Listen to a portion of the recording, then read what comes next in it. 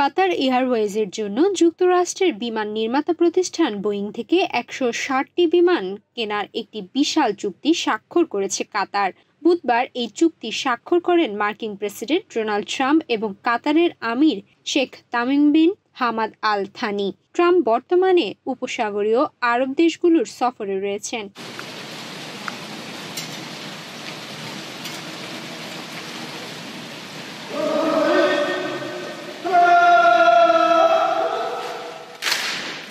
Trump চুক্তির মোট মূল্য $200 বিলিয়ন বেশি বলে জানান। তিনি বলেন, এটি 200 বিলিয়নের বেশি, তবে বিমান হিসেবে 160টি দারুণ ব্যাপার। এরপর তিনি বোয়িং এর সিইও কেলি আর্টবার্গের দিকে তাকিয়ে বলেন, এটা তো রেকর্ড কেলি, তাহলে বোয়িংকে অভিনন্দন।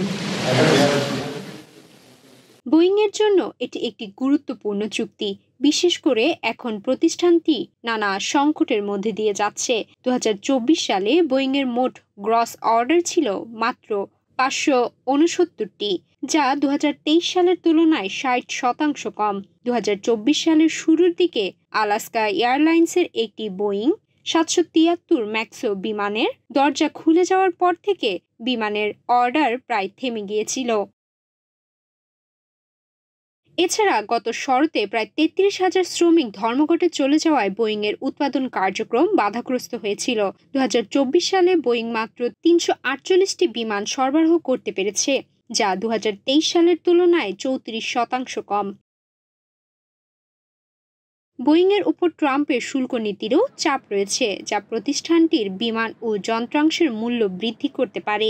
তবে ট্রাম্প প্রশাসন বোয়িং এর জন্য বড় অর্ডার সংগ্রহের মাধ্যমে এই সংকট মোকাবেলার চেষ্টা করছে।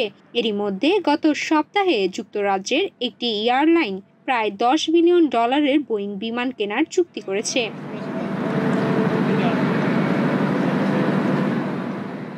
চুক্তির ঘোষণার পর বোয়িং এর শেয়ারের দাম 1.7% বৃদ্ধি দেখা গেছে।